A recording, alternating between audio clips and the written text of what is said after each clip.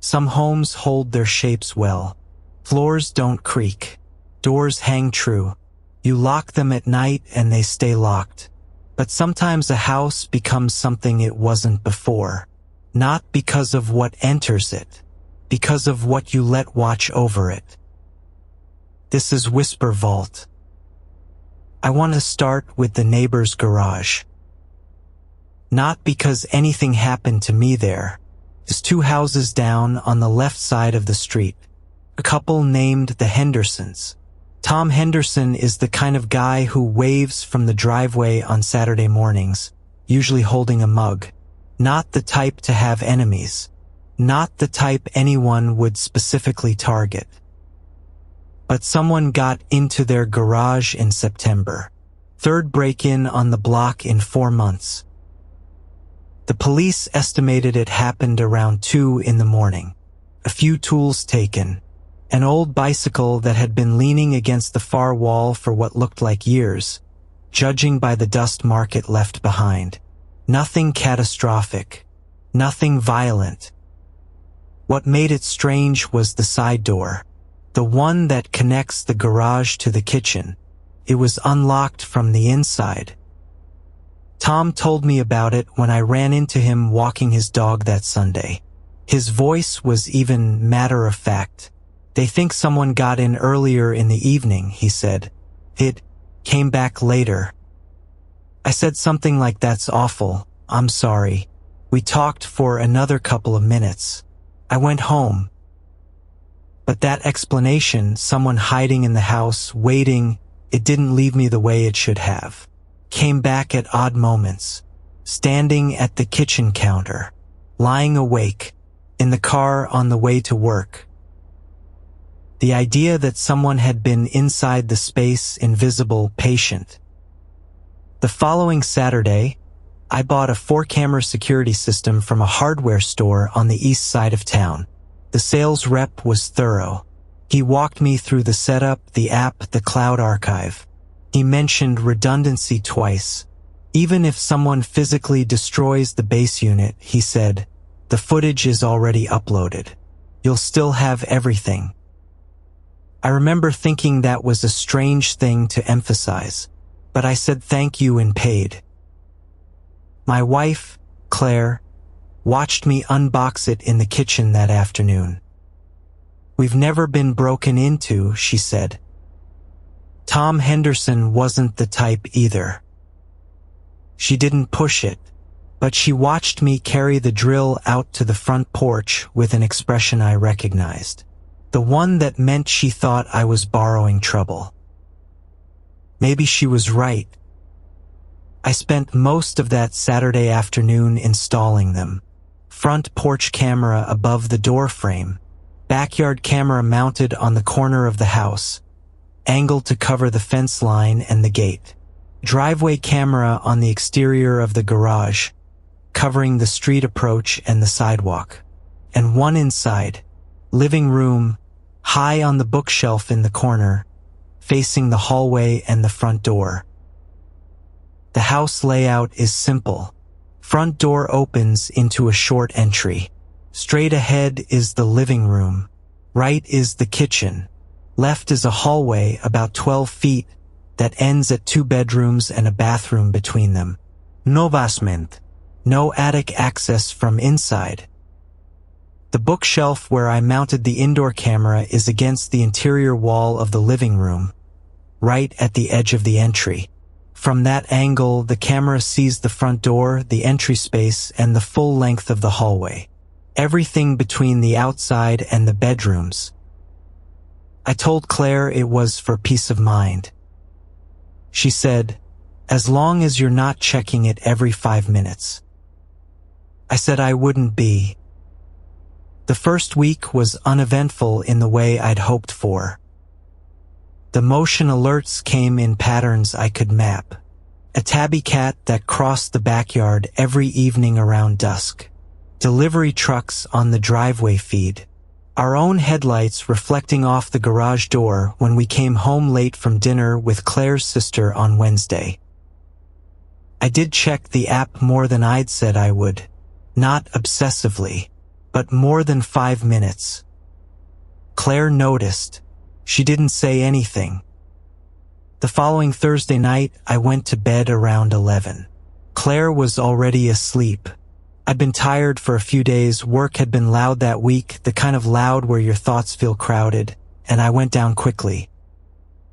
My phone vibrated on the nightstand at 1:12 a.m. Motion detected. Backyard. I checked the live feed without sitting up. Just tilted the phone screen toward me in the dark. The yard was empty. Fence intact along the back. Gate closed. The oak tree in the far corner was still, no wind moving it. Nothing on the grass. I rewound the clip 10 seconds. Nothing moved. No animal crossing the frame. No light shift. Then I caught something at the edge of what I was watching. The back door handle. It moved. Not a rattle. Not a jolt. A deliberate, slow turn. Down about half an inch. Then a pause. Then back up, smooth, controlled. Like someone testing the resistance of the lock. Not committing to force. Just checking. I was out of bed before I decided to get up. Claire stirred. What is it? Probably nothing. Go back to sleep. I didn't turn on any lights. I moved through the bedroom doorway, down the hall, into the kitchen, and stood in front of the back door.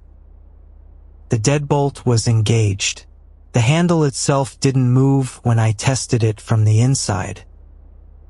I pressed my ear to the door panel. No footsteps on the back porch. No breathing. No movement. I stood there for maybe 30 seconds. Then I opened the app again and switched to the front porch camera. There was a man standing on my porch. He was centered in the frame, standing still, looking directly into the camera lens. He was not wearing a hood. He was not wearing a mask. He had no bag, no tool, nothing in his hands. His hands were at his sides, open. His face was fully lit by the porch light. Pale features, neutral expression, not threatening in any visible way, not smiling. Just looking at the camera. People don't stand that still. Even when they're trying to, when they're posing for a photo, when they're waiting in a line, there's a small constant adjustment. Weight shifting, a breath moving the shoulders, a hand fidgeting. This man didn't move at all. I zoomed in on the feed. He blinked. Once. Slow. That was the only motion. I called the police at 1:18 a.m. The dispatcher asked if he was attempting to enter the property. No, I said. He's standing on the porch. Not knocking. Not moving. She said she'd send a unit. Asked me to stay on the line. I kept the feed open while I talked. At some point in the conversation, I looked back at the screen. He was gone. Not walking out of frame, not stepping off the porch, not turning to leave. Gone. The porch was empty, the porch light still on, the welcome mat still centered, the potted plant to the left of the door still there. I scrolled back through the motion history. There was no exit trigger, no motion detection for him leaving the frame. He arrived without triggering entry detection and left without triggering exit detection. Police arrived 9 minutes later. 2 officers. They checked the porch, the side alley, the backyard, the fence line, the street. Nothing. It had rained lightly that evening around 8. The porch boards were still faintly damp. There should have been shoe impressions. There were none. One of the officers asked if I'd saved the footage. I explained about the cloud archive. He nodded without much interest. It was past 1 in the morning and he was being reasonable about it. He said they'd file a report. They left. Claire was sitting on the edge of the bed when I came back. "Tell me," she said. I told her. She was quiet for a moment. Then, "Did he look at the door?" "No."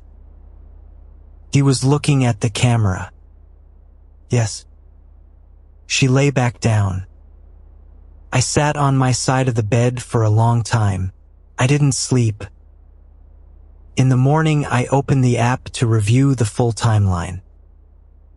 The motion alert still showed 1:12 a.m. That part was accurate. But when I opened the actual clip, the timestamp on the footage read 3:47 a.m. I assumed it was a display error, a sync issue between the phone and the server. I dismissed it. Then I checked my call log. Police dispatch, 1:18 a.m. There is no version of events where I waited 2.5 hours before calling. I checked the full archive timeline. Between 1:13 a.m. and 3:46 a.m., there was nothing. No footage. No files. The archive jumped from one timestamp to the next as if that window of time hadn't occurred. The app labeled it file error, except for one still image, saved separately in the event log, timestamped 3:47 a.m., automatically archived. It was from the indoor camera, the one on the bookshelf. The hallway was dark. The front door was closed. Everything in frame looked exactly as it should at that hour, except for something at the far edge of the image, near the camera itself, close to the lens. A shoulder, and the side of a face. The same features I'd seen on the porch, pale, neutral. He was not standing in the living room looking down the hallway. He was standing behind the camera, between the bookshelf and the wall. I went to the bookshelf before I did anything else. I pulled a tape measure from the kitchen drawer. The gap between the back of the bookshelf and the wall measured 4.5 inches. I tried to slide my hand into it, just my hand, palm flat. I got it in as far as the knuckles, but only if I angled my wrist. Even then, the fit was tight. There is no configuration of the human body that fits into that space. Not sideways, not crouching, not compressed. I stood there with my hand still wedged behind the shelf, measuring nothing, and looked at the still image again on my phone. His shoulder was fully in frame. His head was turned. He was upright. I sat at the kitchen table for a long time after that. Claire came in, poured coffee, looked at me. I showed her the image without explaining it first. She studied it for a while. "Where is he standing?" she asked.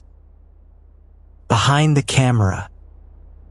She looked at the image again. How did he get there without coming through the hallway?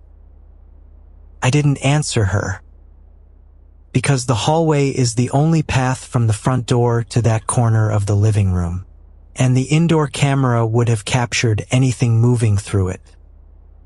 There was no footage of entry. There was no footage of exit. There was one image of a man standing in a space that couldn't contain him, looking toward the bedrooms. I called the security company that afternoon. I explained the timestamp discrepancy and the missing footage. They told me file corruption during upload was not uncommon, particularly with large overnight batches. They said a single image sometimes survived a failed batch process. It was a known behavior of that archiving system. I asked how a timestamp could shift by 2.5 hours. They said that could happen if the device lost server connection and resynced. The base unit's internal clock would realign to the server's time on reconnect. I asked if there was an outage logged.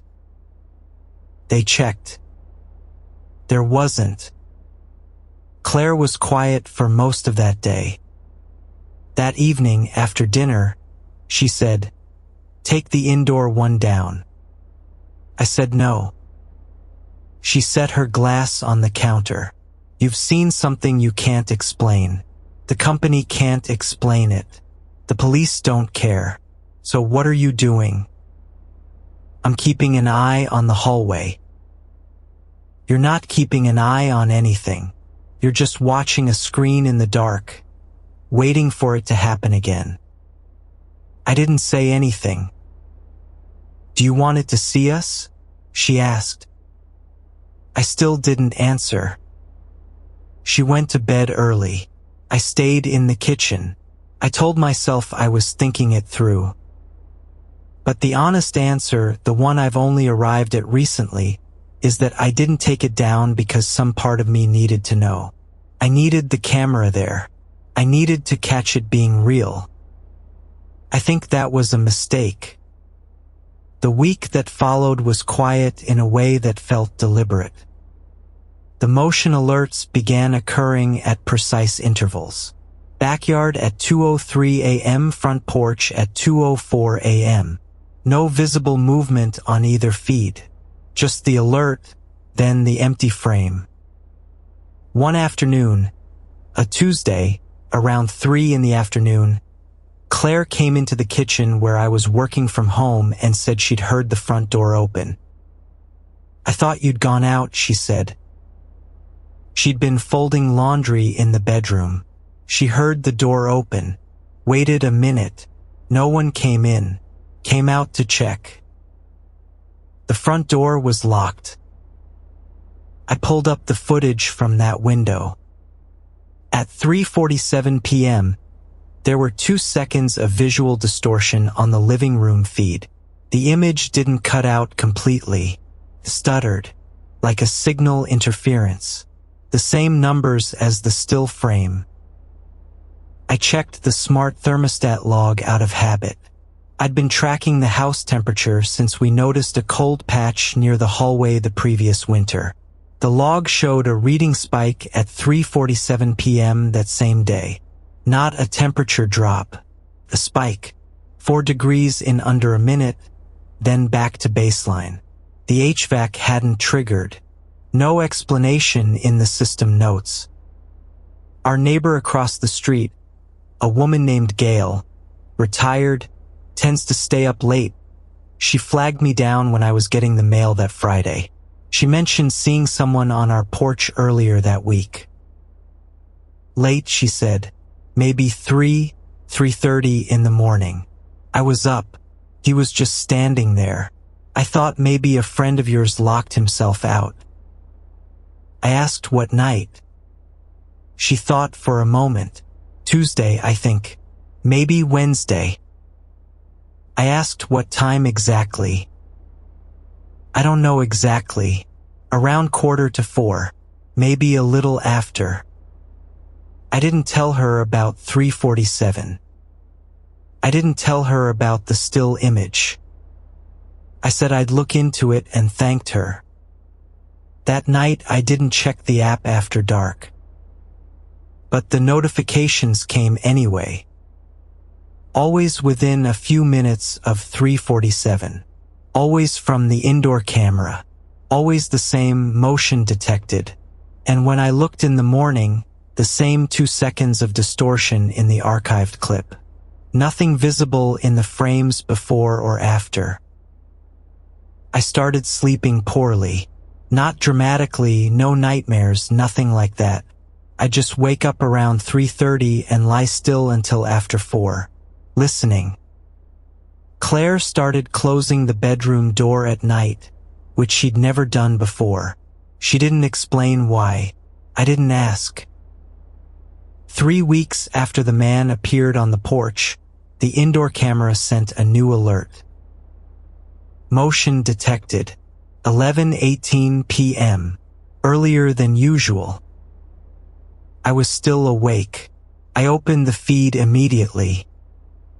The hallway was empty. The house was quiet. Claire was in the living room reading and I was in the kitchen, maybe 30 feet from where the camera was mounted. I watched the live feed. For a few seconds, nothing. Then at the far edge of the frame, the corner near the lens, the corner where the bookshelf meets the wall, something moved. A small shift, like a shoulder adjusting, like someone leaning slightly forward. The feed froze. Not a network error freeze, the kind that shows a loading indicator. The image just locked, held on that frame for 4 or 5 seconds. When it resumed, the angle was different. Not dramatically, a few degrees. The frame now showed slightly more of the hallway, deeper into it, past the bathroom door, closer to the bedroom doors, and slightly less of the front entry. As if someone had turned the camera. I went to the bookshelf immediately, ran my hand along the mount. The screws were seated. The bracket hadn't moved. The camera body felt exactly as I'd left it. But the live preview on my phone showed the new angle. I didn't tell Claire. I stood in the kitchen for a long time after that. There's a question I kept returning to, have kept returning to, and I want to say it plainly because I think it matters. The camera was installed to watch the hallway, the path between the outside and the bedrooms. That was the whole point. It was pointed at the route someone would have to take to reach us while we slept. And something had adjusted it. Not to avoid the camera, not to create a blind spot near the door. To see further down the hallway. Closer to where we sleep. Last Tuesday I woke up without an alert. No vibración. No sound. Not even the ambient noise of the house settling, which you stop hearing after a while but notice when it stops. Just awake, completely, as if I'd never been asleep.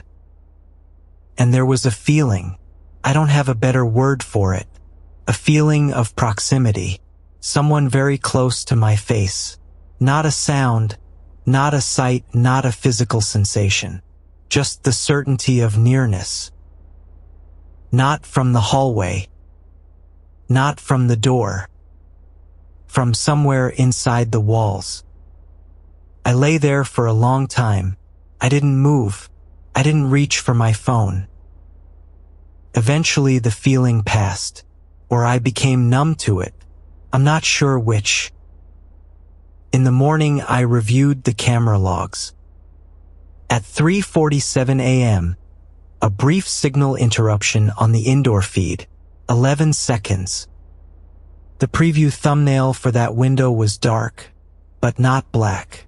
There was something near the lens, a shape slightly out of focus, too close to resolve clearly. The cameras are still installed. I check them during the day, when the light is normal and the alerts are delivery trucks and neighborhood cats. But at night I've stopped.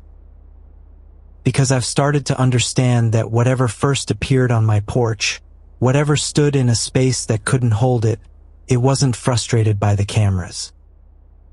It wasn't avoiding them. It was learning them. I bought the system to see everything inside my house. And something used it to look at mine. A camera records what's in front of it. That's the whole premise. You mount it, you trust it, you sleep a little easier knowing the hallway is watched. But there's a version of that logic that runs the other way. To watch, you have to be somewhere. You have to take up space. You have to exist inside the frame. I installed something that needed to be watched, and something decided to watch back.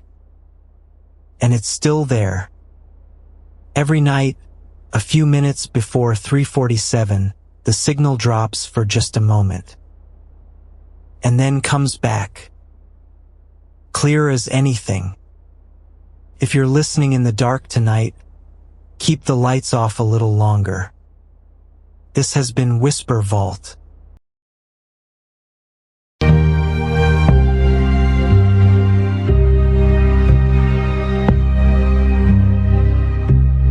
Do you feel